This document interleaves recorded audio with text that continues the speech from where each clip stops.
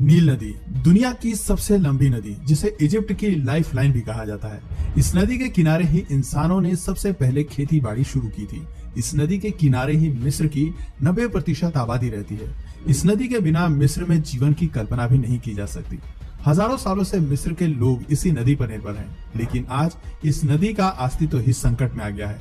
ये नदी लगातार सूखती जा रही है, लेकिन आखिर क्या वजह है जो दुनिया की सबसे लंबी नदी सूखने लगी है? अगर ये सूख गई तो क्या होगा?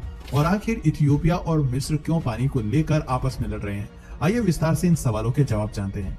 दोस्तों, कुछ एक्सपर्ट्स ने इस बात का दावा किया था कि तीसरा वर्ल्ड वॉर पानी को लेकर होगा। आज साफ पानी की किल्लत को देखकर ऐसा लग रहा है कि वो दिन अब ज्यादा दूर नहीं। भारत में भी नदियों के पानी को लेकर कई राज्य आपस में लड़ते रहते हैं और कुछ ऐसे ही हालात दुनिया के अलग अलग कोनों में भी देखने को मिल रहे हैं। इथियोपिया और मिस्र के बीच विवाद को जानने से पहले नदी की खासियत के बारे में बात करते हैं। नील नदी दुनिया की सबसे लंबी नदी है, जिसकी लंबाई 6,650 किलोमीटर है। ये अफ्रीका के 11 देशों से होकर गुजरती है। इनमें सबसे बड़ा हिस्सा मिस्र का है। यूं तो मिस्र 10 लाख वर्ग किलोमीटर से अधिक एरिया में फैला हुआ है, लेकिन इसका केवल 3% हिस्सा ही इंसानों के लिए रहने लायक है। अन्य सभी जगह विशाल रेगिस्तान मौजूद है। इसी देश के बीच से होकर नील नदी गुजरती है। सैटेलाइट मैप से भी ये नदी आसानी से नजर आ जाती है। ये पूरे मिस्र में साफ पानी का एकमात्र स्रोत है। हजारों वर्षों से मिस्र के लोग इस नदी के किनारे रह रहे हैं। मिस्र की 90% आबादी आज भी नील नदी के तट पर ही रहती है।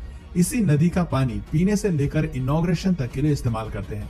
ऐसा कहा जाता है कि दुनिया में इसी नदी के पानी से इंसानों ने सबसे पहले खेती बाड़ी करनी शुरू की थी। इससे आप इस नदी के ऐतिहासिक महत्व का भी अंदाजा लगा सकते हैं। इस नदी के किनारे आज हमें कई रेगिस्तान भी नजर आते हैं, लेकिन आज से करीब 10,000 साल पहले ये देश ऐसा नहीं था जैसा कि आज हमें नजर आता है। असल में इस नदी के आसपास सब ट्रॉपिकल रेन फॉरेस्ट हुआ करते थे। कई लेक्स और रिवर भी यहाँ से बहती थी। इस इलाके में बारिश भी अच्छी मात्रा में हुआ करती थी। येलो नदी भी यहाँ से बहती थी, जो समय के साथ सूख गई और ये पूरी तरह से विलुप्त हो गई। समय के साथ मिस्र में कई प्रकार के बदलाव देखने को मिले। धरती का तापमान बढ़ता गया और नील नदी के आसपास बने जंगल सूखते चले गए। जंगलों को रेगिस्तान ने कवर कर लिया। वहाँ की मिट्टी सूखने लगी और बंजर हो गई। हालांकि आज भी नील नदी के किनारे खेती बाड़ी की जाती है, लेकिन मिस्र का अधिकांश हिस्सा फार्मिंग के लिए सही नहीं है। नील नदी के सूखने के कई महत्वपूर्ण कारण हैं। इनमें सबसे प्रमुख है क्लाइमेट चेंज, यानी कि जलवायु परिवर्तन। इसके अलावा ग्लोबल वार्मिंग, डिफॉरेस्टेशन, प्रदूषण और अन्य ह्यूमन एक्टिविटीज इस नदी को नुकसान पहुंचा रहे हैं। नदी का तापमान लगातार बढ़ रहा है और गर्मी के कारण ये नदी सूखती जा रही है। मिस्र में साल भर बहुत कम बारिश होती है। यही कारण है कि नील नदी पूरी तरह से ट्रिब्यूटरी रिवर्स पर आश्रित है। आप शायद सोच रहे होंगे कि आखिर ये नदी शुरू कहाँ से होती है, क्योंकि नील नदी की कई सहायक नदी हैं। इस कारण इसका एग्जैक्ट ओरिजिन नहीं बताया जा सकता। लेक विक्टोरियन और इथियोपियन हाईलैंड्स इस नदी के दो सबसे प्रमुख सोर्स हैं। सबसे अधिक पानी इसे इथियोपियन हाईलैंड से ही मिलता है, जो इथियोपिया में स्थित है।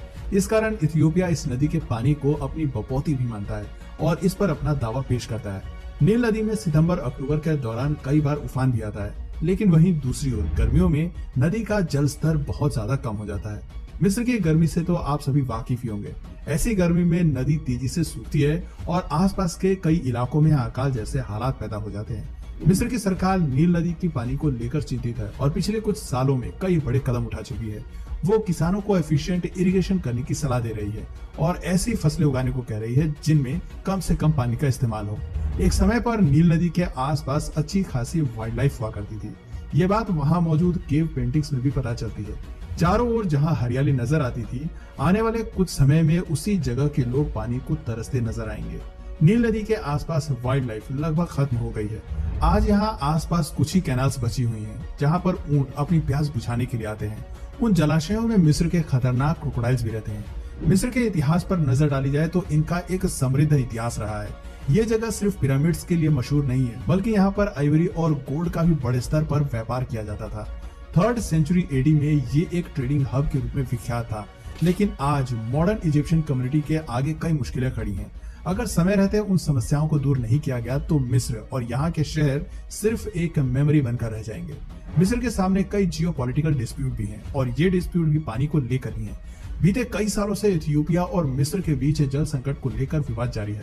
असल में इथियोपिया का कहना है कि उनके देश से निकलने वाला पानी पर उनका अधिकार है। वो नील नदी की मुख्य सहायक नदी पर एक बांध परियोजना बना रहे हैं। 2011 में इथियोपिया ने एक विशाल डैम का निर्माण किया था। इस प्रोजेक्ट का नाम ग्रैंड इथियोपियन रेनेसेंस डैम है, जिसे GERD के नाम से भी जाना जाता है। तैयार होने के बाद यह अफ्रीका का सबसे बड़ा डैम होगा। इस प्रोजेक्ट पर इथियोपिया $5 बिलियन खर्च कर रही है और यह प्रोजेक्ट अब लगभग अपने अंतिम चरण पर है। इस डैम में 1874 किलोमीटर स्क्वायर एरिया में पानी स्टोर किया जा सकता है। इस डैम का पानी स्टोर करने की क्षमता 74 बिलियन क्यूबिक मीटर है। 6000 मेगावाट बिजली भी इस प्रोजेक्ट से तैयार की जा सकती है। दोस्तों, इस प्रोजेक्ट के पूरा होने के बाद नील नदी के अस्तित्व पर और ज्यादा खतरा मंडराने लग जाएगा, क्योंकि लेक विक्टोरिया से आने वाला पूरा पानी इथियोपिया स्टोर कर लेगा। इथियोपिया का कहना है कि वो किसी देश का पानी नहीं रोकना चाहते, लेकिन ये डैम उनके फ्यूचर के लिए बहुत जरूरी है। इथियोपिया में आज भी 65% लोगों तक बिजली नहीं पहुंच पाई है। इस डैम से वो न सिर्फ अपने देश में बिजली की आपूर्ति कर पाएगा, बल्कि अन्य देशों को भी बिजली एक्सपोर्ट करने में सक्षम होगा, जिससे हर साल $1 बिलियन का रेवेन्यू जनरेट होगा। इथियोपिया का कहना है कि वो इस प्रोजेक्ट से पीछे नहीं हटेगा। सरकार ने बॉन्ड्स बेचकर लोगों से इस प्रोजेक्ट के लिए पैसा इकट्ठा किया है। साथ ही उनका कहना है कि इस पानी का इस्तेमाल वो खेती बाड़ी में करेगा और देश में वाटर शॉर्टेज की कमी को दूर करेगा। GERD को लेकर जब बात मीडिया में आई तो अन्य देशों ने भी इसको गलत बताया। यहाँ पर मिस्र को सबसे बड़ा साथ सूडान का मिला। जैसा कि हमने आपको बताया कि नील नदी मिस्र के अलावा 10 से अन्य अफ्रीकी देशों से होकर गुजरती है। इनमें सूडान का नाम भी शामिल है। सूडान और US ने मिलकर इथियोपिया और मिस्र के बीच जल संकट को दूर करने की कोशिश की और दोनों देशों के प्रतिनिधियों को आमने सामने बिठाया गया। इथियोपिया ने आश्वस्त किया कि वो नील नदी का पानी ब्लॉक नहीं करेगा और जरूरत के अनुसार पानी छोड़ता रहेगा। लेकिन मिस्र इथियोपिया के फैसले से खुश नहीं है। उनका मानना है कि इस तरह पूरे पानी पर इथियोपिया का अधिकार रहेगा और उन्हें हमेशा इसके आगे झुकना होगा। फिलहाल इस मुद्दे पर कोई निष्कर्ष नहीं निकल पाया है। वहीं दूसरी ओर यदि नील नदी का पानी सूखता है तो उन हालातों से निपटने के लिए मिस्र ने प्लान B पर काम करना शुरू कर दिया है। मिस्र एक आर्टिफिशियल रिवर बना रहा है जो नील नदी के पैरेलल होगी। इस नदी को उन्होंने न्यू डेल्टा नाम दिया है, जिसमें वो बड़ी संख्या में पानी को स्टोर कर पाएंगे। लेकिन देखना होगा कि आखिर उनका ये प्रोजेक्ट कितना सफल हो पाता है। पहले के जमाने में किसी ने नहीं सोचा होगा कि एक समय पर पानी को लेकर भी देश आपस में भिड़ जाएंगे। शायद इसी को शास्त्रों में कलयुग कहा गया है। तो दोस्तों, ये थी फादर ऑफ अफ्रीकन रिवर नील नदी के बारे में पूरी जानकारी। अब भी समय है इंसानों को ग्लोबल वार्मिंग कम करने और जलवायु परिवर्तन की दिशा में कुछ महत्वपूर्ण कदम उठाने होंगे, वरना वो दिन दूर नहीं जब दुनिया की अन्य नदियों का हाल भी नील नदी के जैसा हो जाएगा और कई देश आपस में बूंद बूंद के लिए भिड़ रहे होंगे। इसको लेकर आपकी क्या राय है, नीचे हमें कमेंट सेक्शन में जरूर बताइए। अगर वीडियो अच्छी लगी तो इसे लाइक और शेयर अवश्य करें और अगर आप इस चैनल पर नए हैं तो प्लीज इस चैनल को सब्सक्राइब करके बेल नोटिफिकेशन आइकन को ऑन